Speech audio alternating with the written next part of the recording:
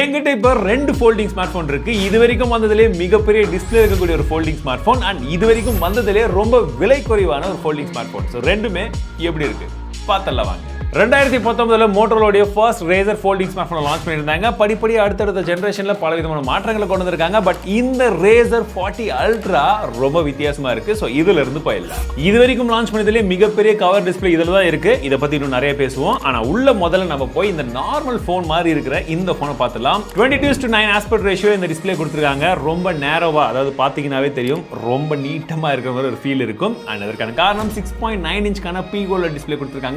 165 ஹெர்ட்ஸ்க்கான refresh rates இருக்கு. But இந்த டிஸ்பிளேயோட மிகப்பெரிய விஷயம் என்ன? இது ஒரு ஃபோல்டிங் ஸ்மார்ட் ஃபோன் இல்லையா? ஸோ இதில் முக்கியமாக பார்க்க வேண்டிய விஷயம், இந்த க்ரீஸ் இருக்கா தெரியுதா? க்ரீஸ் இருக்கு, பட் தெரியுதான்னு கேட்டிங்கன்னா அந்த அளவுக்கு தெரியல. ரொம்பவே மினிமலாக தான் இருக்குது. நம்ம இதுக்கு முன்னாடி பார்த்த ஓப்போலையாக இருக்கட்டும், அதுக்கு முன்னாடி பார்த்த சாம்சங் ஃபோன்லையாக இருக்கட்டும், இந்த ரெண்டுத்துலையுமே க்ரீஸ் வந்து பார்த்தீங்கன்னா விசிபிளாக தெரியும். சாம்சங்கில் கொஞ்சம் அதிகமாக தெரியும், அதுக்கப்புறமா ஓப்போல இன்னும் கொஞ்சம் கம்மியாக தெரிஞ்சது. ஆனால் இதில் இன்னுமே கம்மியாக தெரியுது. க்ரீஸ் இருக்கிற மாதிரி ஒரு ஃபீல் வந்து கிடையாது. நீங்கள் விரல் வச்சு யூஸ் பண்ணது மட்டும் தான் ஸ்லைட்லி ஃபீல் ஆகுது. அடுத்ததா இப்படி க்ளோஸ் பண்ணும் போது இந்த இடத்துல கேப் வருதா அப்படின்னு கேட்பீங்க. ஸோ கேப்பை பொறுத்த வரைக்கும் அந்த அளவுக்கு இல்லைங்க. இன்ஃபேக்ட் சொல்ல போனால் ரொம்ப கம்மியான ஒரு கேப் தான் இருக்குது. ஏன்னா சாம்சங்கில் தான் நம்ம ரொம்ப பெருசாக பார்த்துருப்போம் இல்லையா? இதில் அந்த அளவுக்கு இல்லை. Good job Moto. அடுத்ததாக ஹிஞ்ச் எந்த அளவுக்கு ஸ்டெபிலிட்டியாக இருக்குது. ஓப்பன் பண்ணும்போது பார்த்தீங்கன்னா நீங்கள் இந்த ஆங்கிள் இருந்து விட்டிங்கன்னா அழகாக வந்து விழுந்துருது. பட் இதுக்கு மேலே நீங்கள் போகும்போது ஆட்டோமேட்டிக்காக நீங்கள் எந்த இடத்துல வீடுறீங்களோ, எந்த ஆங்கிள் இருக்கோ அந்த ஆங்கிள் அப்படியே வந்து நிற்குது. இந்த ஆங்கிளுக்கு மேலே போனீங்கன்னா ஆட்டோமேட்டிக்கலி அதுவே வந்து க்ளோஸ் ஆகிடுது. ஸ்ட்ராங்கான ஹிஞ்ச் தான். ஃபுல்லாக ஓப்பனில் இருக்கும்போது பார்த்தீங்கன்னா உங்களுக்கு வெறும் 7mm திக்னஸ் தான் இருக்குது. ஒரு நார்மல் ஸ்மார்ட் ஃபோன் நீங்கள் யூஸ் பண்ணும்போது எப்படி இருக்குமோ நாமினலாக அப்படி கொடுத்துருக்காங்க. பட் நம்ம ஃபோல்ட் பண்ணி யூஸ் பண்ணும்போது கையில் பார்த்தீங்கன்னா இந்த மாதிரி இருக்குது. பட் நான் நார்மலாக சொல்கிறது, ஒரு ஃபோல்டிங் ஸ்மார்ட் ஃபோனில் ரொம்ப ப்ராக்டிக்கலான ஒரு ஃபோல்டிங் ஸ்மார்ட் ஃபோன் அப்படின்னா அது இந்த கிளாம் ஷெல் டிசைன் தான். அண்ட் இந்த மாதிரி கிளாம் ஷெல் ஃபார்ம் ஃபேக்டர்லையுமே உங்களுக்கு திக்னஸ் பார்த்தீங்கன்னா 15mm திக்னஸ் தான் மேனேஜபிள். அண்ட் இது LTPO டிஸ்பிளேன்றதுனால நீங்கள் 1 Hz இருந்து 165 Hz வரைக்கும் நம்மளோட யூசேஜை பொறுத்து அது மாறும். வலது பக்கமாக நமக்கு ஃபிங்கர் பிரிண்ட் சென்சர் கொடுத்துருக்காங்க. அதுதான் பவர் பட்டனாகவும் இருக்குது. அதற்கு மேலே நமக்கு வால்யூம் ராக்கெட் கீஸ் கொடுத்துருக்காங்க. டாக்டைல் ஃபீட்பேக் நல்லா இருக்கு.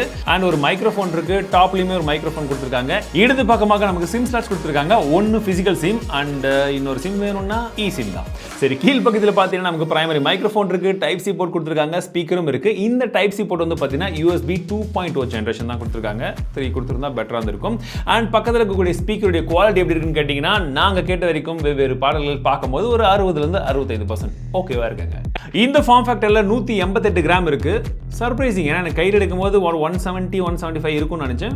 Not bad. சரி, ஃபர்ஸ்ட் அன்பாக்சிங்ல பார்த்துடலாம். அதாவது பாக்ஸை பார்த்துடலாம். ஏன்னா பாக்ஸ் வந்து பார்த்தீங்கன்னா கம்ப்ளீட்லி பிளாஸ்டிக் ஃப்ரீ பேக்கேஜிங்னு சொல்றாங்க. மற்ற பிராண்ட் மாதிரி நாங்கள் வந்து அதை கட் பண்ணுறோம், இதை கட் பண்ணுறோம், சார்ஜர்லாம் தூக்காம தேவையான எல்லா விஷயங்களும் கொடுத்துருக்காங்க. அண்ட் ஒரு நல்ல சாலிடான கேஸும் கொடுத்துருக்காங்க. ஏன்னா கேஸ் எப்படி நம்ம போய் தேடி அலையணும், அதுக்கு இவங்க கொடுக்கறது பெட்டர். இந்த வெயிட்ல இதில் பேட்டரி எவ்வளோ தான் இருக்குன்னு பார்த்தீங்கன்னா 3800 கொடுத்துருக்காங்க. 3800 நம்ம இன்னைக்கு ஸ்டாண்டர்டில் நார்மல் ஃபோனில் பார்க்கறத விட கொஞ்சம் கம்மி மாதிரி தான் தெரியும். பட் மற்ற விஷயங்கள் என்னன்னா, இவங்க கடைசியாக இந்தியாவில் லான்ச் பண்ணாங்க பாருங்க, அந்த ஸ்மார்ட் ஃபோனில் வெறும் 2800 தான் கொடுத்துருந்தாங்க. அது ரொம்ப மோசமான விஷயம். அதை கம்பேர் பண்ணும்போது 1000 mAh ஏற்றிருக்காங்கன்றதுக்கு பரவாயில்லன்னு சொல்லலாம். அண்ட் இந்த பேட்டரி லைஃப் எப்படி இருக்க போகுது அப்படின்றதுக்கு 2 ஒப்பீனியன் இருக்கு. நாங்கள் இது இன்னும் டெஸ்ட் பண்ணுறதுக்கு டைம் கிடைக்கல. இது ஜஸ்ட் ஃபர்ஸ்ட் இம்ப்ரெஷன் மட்டும் தான். ஸோ அந்த 2 விஷயங்கள் என்னன்னு பார்த்தீங்கன்னா, ஒன்று இந்த கவர் டிஸ்பிளே பெருசாக இருக்கு. இதுலேயே நம்மளால நிறைய விஷயம் பண்ண முடியும். அதை சொல்றேன். அதுக்காக நம்ம அதிகமாக யூஸ் பண்ணும்போது பேட்டரி லைஃப் மேபி கொஞ்சம் எக்ஸ்ட்ரா வரலாம். உள்ள ஓபன் பண்ணி யூஸ் பண்ணும்போது அந்த பேட்டரி லைஃப் மாறதுக்கான சான்ஸ் இருக்கு. பட் ரெண்டுத்துலயுமே முக்கியமான விஷயம் என்னன்னா, இதோட பெர்ஃபார்மன்ஸ் எப்படி இருக்குன்றத பொறுத்து தான் அந்த பேட்டரி லைஃப் இருக்கு இல்லையா? ஸோ இதுல Snapdragon உடைய 8+ Gen 1 அப்படின்னு சொல்லக்கூடிய அந்த ஒரு ப்ராசஸர் தான் வந்து கொடுக்குறாங்க. நம்ம ஏற்கனவே பல இடங்கள்ல பல மொபைல்ல பார்த்த அந்த ப்ராசஸர் தான். ஸோ இந்த ப்ராசஸரை பொறுத்த வரைக்கும் நல்லா பெர்ஃபார்ம் பண்ணும் அப்படின்றத எதிர்பார்க்குறேன். அண்ட் கேமிங்காக இதை யாரும் வாங்க மாட்டீங்கன்னு நினைக்கிறேன். ஏன்னா ஒரு ஃபோல்டிங் ஸ்மார்ட் ஃபோனை நம்ம எக்ஸ்பீரியன்ஸ்க்காக வாங்குவோம். கேமிங்காக வாங்கணும்னு நினைச்சாலும் உங்களால் கேம் விளையாட முடியும். நீங்கள் ஹெவி கேம்ஸை கூட விளையாடலாம். அண்ட் இந்த கேம் விளையாடணும் அப்படின்னும் போது தான் எனக்கு இன்னொரு விஷயம் ஞாபகம் வருது. உள்ள இருக்கக்கூடிய டிஸ்பிளேல மட்டும் கிடையாதுங்கோ, நீங்கள் வெளியே இருக்கக்கூடிய டிஸ்பிளேல கூட சூப்பராக கேம் விளையாடலாம். சின்ன கேமும் விளையாட முடியும், பெரிய கேமையுமே நீங்கள் இந்த குட்டி டிஸ்பிளேல ஈஸியாக விளையாட முடியும். ரேம் மற்றும் ஸ்டோரேஜ் டைப் பொறுத்த வரைக்கும் எல்லாம் ஓரளவுக்கு லேட்டஸ்ட்டாக கொடுத்துருக்காங்க. இருந்தாலும் ஸ்பீட் டெஸ்ட் எவ்வளோ வருதுன்றதை வந்து பார்த்துருங்க. அண்ட் இப்போ the most wanted display இதை பற்றி பார்க்கலாம். இந்த டிஸ்பிளேல கேம் விளையாட முடியும்ன்றது ஏற்கனவே சொல்லியிருந்தாலுமே முக்கியமாக நீங்கள் 4Kல வீடியோ வந்து பார்க்க முடியும். அண்ட் வீடியோ பார்க்கறது மட்டும் கிடையாது, இந்த அளவுக்கு ஜூம் பண்ணி கிட்டத்தட்ட 8x வரைக்குமே உங்களுக்கு ஷார்ப்பான ஒரு வீடியோவை நீங்கள் இந்த டிஸ்பிளேல பார்க்கலாம். அவுட்டோர் யூசேஜ்க்கு 1100 நிட்ஸ் வரைக்கும் இதில் வந்து பிரைட்னஸ் இருக்கிறதா சொல்லியிருக்காங்க. நாங்கள் யூஸ் பண்ண வரைக்கும் எங்களுக்கு பிரச்சனை வரல. அண்ட் 144 Hz ரெஃப்ரெஷ் ரேட்ஸ் இந்த டிஸ்பிளேலையும் வந்து கொடுத்துருக்காங்க. அப்படி நீங்கள் வீடியோ இந்த டிஸ்பிளேல பார்த்தாலுமே எக்ஸ்பீரியன்ஸ் நல்லா தான் இருக்குது. இது மட்டும் இல்லாமல் நீங்கள் பல விஷயங்களை பண்ண முடியும். ஏன்னா இதுக்கு முன்னாடி நம்ம பார்த்த மற்ற கிளாம் ஷெல் டிசைனில் வந்த ஸ்மார்ட் ஃபோன்லாம் வந்து பார்த்தீங்கன்னா அந்த ஃபோல்டிங் ஸ்மார்ட் ஃபோனில் வெறும் விஜெட்ஸ் மட்டும் தான் யூஸ் பண்ண முடியும். பட் இதில் வெறும் விஜெட்ஸ் மட்டும் கிடையாது. இன்ஃபேக்ட் சொல்ல போனால் நீங்கள் இந்த பெரிய டிஸ்பிளேல பண்ணக்கூடிய மோஸ்ட் ஆஃப் த திங்ஸை இந்த டிஸ்பிளேலையுமே வந்து பண்ணுற மாதிரி மோட்டோ கொடுத்துருக்காங்க.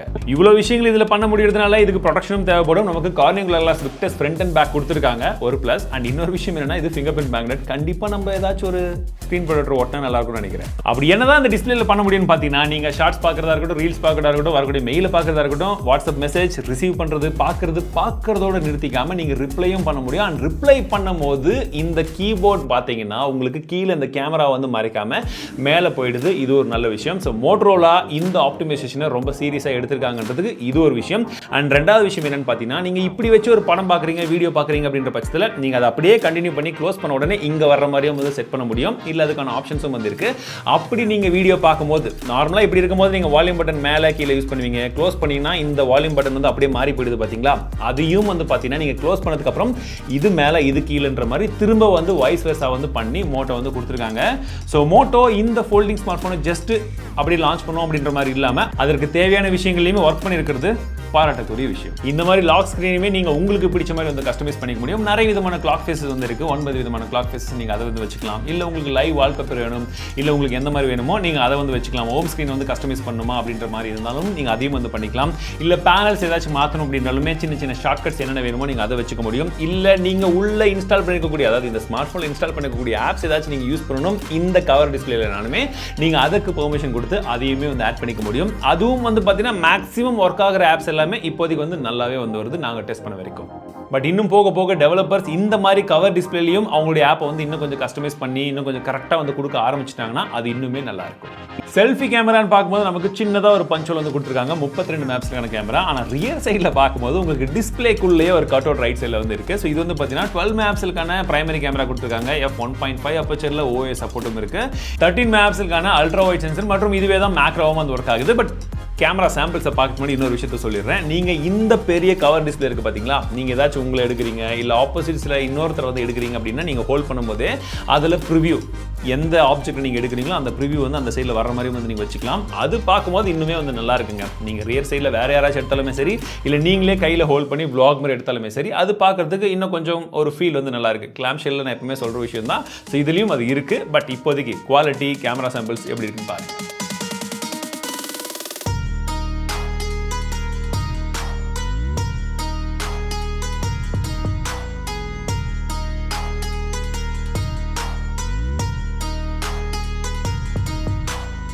செல்ஃபி கேமராவை பொறுத்த வரைக்கும் நல்லா 4K 60 FPS வீடியோ எடுக்க முடியுது. ஆடியோ வீடியோலாம் பார்க்குறதுக்கு எப்படி இருக்க சொல்லுங்கள். இந்த விவசாய நிலத்தில் ஜஸ்ட் நான் அப்படி வாக் பண்ணுறேன். இதுலேயும் எப்படி இருக்குது பாருங்கள். பின்னாடி வந்து மோட்டர் ஓட்டுறாங்க. ஸோ பின்னாடி மழைகள். இந்த வீடியோ நம்ம ரியர் ஃபேசிங் கேமரா எடுத்துகிட்டு இருக்கோம். பட் ரியர் ஃபேசிங் கேமரா எப்படி எடுத்துகிட்டு இருக்கோம்னா இந்த மேலே இருக்கக்கூடிய இந்த எக்ஸ்டர்னல் டிஸ்பிளே இருக்குது பார்த்தீங்களா. ஸோ இந்த டிஸ்பிளேயோட ஃபோனை மடித்து வச்சு கையில் பிடிச்சி அழகாக வந்து எடுத்துகிட்டு இருக்கேன். ரியர் ஃபேசிங் கேமராவில் இப்போ வீடியோ எடுத்துகிட்டு இருக்கோம். ஸோ இந்த கிளாரிட்டி பார்க்குறதுக்கு எப்படி இருக்குன்னு வந்து சொல்லுங்கள். இப்போ ஃப்ரண்ட்டில் வரும்போது எனக்கு இந்த கவர் டிஸ்பிளேல பார்க்கும்போது நான் இருக்கிறது எங்கே நடக்கிறேன் எல்லாமே வந்து தெரியுது. ஜஸ்ட் வாக் அரவுண்ட் பண்ணுறேன். 12 மணி வெயிலுங்க, செம வெயிலில் கிளாரிட்டி எப்படி இருக்குது பாருங்கள். நல்லா இருக்கா? செம வெயில் தான், ஆனால் ஒன்றுமே தெரியாது. இந்த இடத்துல பின்பக்கமாக டேமில் ஃபுல்லாக தண்ணி, அந்த தண்ணி ஏதாச்சும் கொஞ்சமாக தெரியுதா பாருங்கள். ப்ராசஸ் பண்ண முடியாதுன்னு தான் நினைக்கிறேன் ஜென்ரலி. பட் இப்போ எப்படி இருக்குது?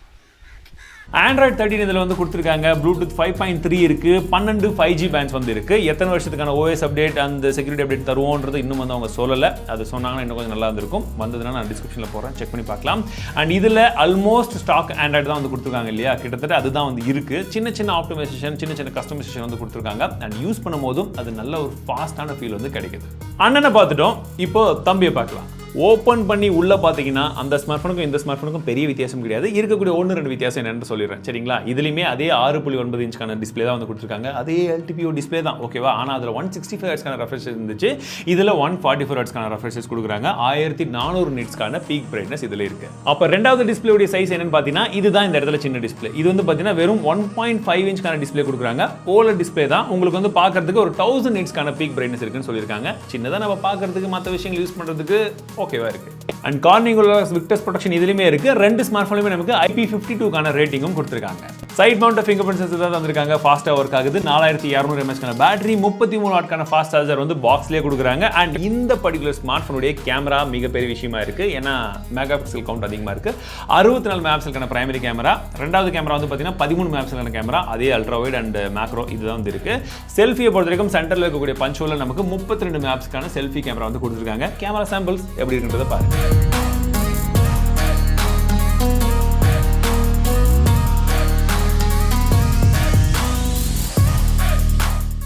RAM பொறுத்த வரைக்கும் LPDDR4X RAM டைப் கொடுத்திருக்காங்க. அண்ட் ஸ்டோரேஜ் USB 2.2 இருக்கு. இந்த டைப் சி போர்ட் வந்து பாத்தீங்கன்னா USB 2.2. அண்ட் ப்ராசஸர்ல அடுத்த சேஞ்சிங்க. இதுல Snapdragon 7 Gen 1 அப்படின்னு சொல்லக்கூடிய அந்த ஒரு ப்ராசஸர் கொடுத்திருக்காங்க. அண்ட் டே டு டே யூசேஜ்க்கு நீங்க நார்மலா கேமிங் எதுவும் விளையாட வேண்டாம். பட் இருந்தாலும் நீங்க கேம் விளையாடணுமே அதுவுமே இதில் விளையாட முடியும். ஆனா இந்த டிஸ்பிளேல அதை எதிர்பார்க்காதீங்க. குட்டி டிஸ்பிளே தான், ஜெனரல் யூஸ். இதுல 14 5G பேண்ட் கொடுத்திருக்காங்க. Bluetooth 5.3 சப்போர்ட் இருக்கு. Dolby Atmosக்கான சப்போர்ட்டும் வந்து கொடுத்திருக்காங்க. கிட்டத்தட்ட வெயிட்டும் அதே வெயிட் தான். அதே ரெண்டு சிம், ஒன்று ஃபிசிக்கல் சிம், இன்னொன்று சிம் தான் வந்து போட முடியும். கிட்டத்தட்ட எல்லாமே வந்து ஈக்குவலாக தாங்க இருக்குங்க. ஒரு சில விஷயங்கள் மட்டும் அந்த பிரைசிங்காக வந்து மாறுது. சரி, இப்போ ரொம்ப முக்கியமான விஷயம், இந்த அல்ட்ராவுடைய பிரைசிங் 90 ரூபாய் வச்சிருக்காங்க. ஒருவேளை உங்ககிட்ட அந்த இன்ஸ்டன்ட் டிஸ்கவுண்ட் ICICI பேங்க் என்ன சப்போர்ட் பண்ணதோ அதை வச்சிருந்து நீங்க வாங்குறீங்க அப்படின்ற பட்சத்தில் 83,000 ரூபாய் வந்து பிரைஸ் வரும்னு சொல்றாங்க. ஓகே, அண்ட் இது வந்து பார்த்தீங்கன்னா 60,000 ரூபாய்க்கு வந்து லான்ச் பண்ணியிருக்காங்க. அதே ICICI கார்டு இன்ஸ்டன்ட் டிஸ்கவுண்ட்லாம் போட்டு பார்க்கும்பொழுது 55,000 ரூபாய் அப்படின்ற பிரைசிங் வந்து வருது. ஸோ ரெண்டுத்துக்குமே இதுதாங்க டிஃபரன்ஸ். அண்ட் 90,000 ரூபாய் 60,000 ரூபாய் இந்த ரெண்டு பர்டிகுலர் பிரைசிங்க்கு இந்த ஃபோல்டிங் ஸ்மார்ட் ஃபோனை பற்றின உங்களுடைய கருத்துக்கள் என்னன்னு சொல்லுங்க. இதில் இருக்கக்கூடிய முடிஞ்ச என்னென்ன விஷயங்கள்லாம் சொல்ல முடியுமோ அந்த ஃபர்ஸ்ட் இம்ப்ரெஷனை வச்சு நாங்கள் வந்து மேக்ஸிமம் விஷயங்கள் வந்து சொல்லியிருக்கேன். உங்களுடைய ஃபீட்பேக்ஸ் என்னன்றதை சொல்லுங்கள். ஒருவேளை இந்த ரெண்டு ஸ்மார்ட் ஃபோன் ஏதாச்சும் ஒரு ஸ்மார்ட் ஃபோனுடைய டெஸ்டிங் பண்ணி ரிவ்யூ உங்களுக்கு வேணும்னு நினச்சிங்கன்னா என்னென்ன கேள்விகள் இருக்குது கமெண்ட்ஸ் சொல்லுங்கள். மீண்டும் அடுத்த சந்திக்கிறேன். வாழ்க தமிழ்.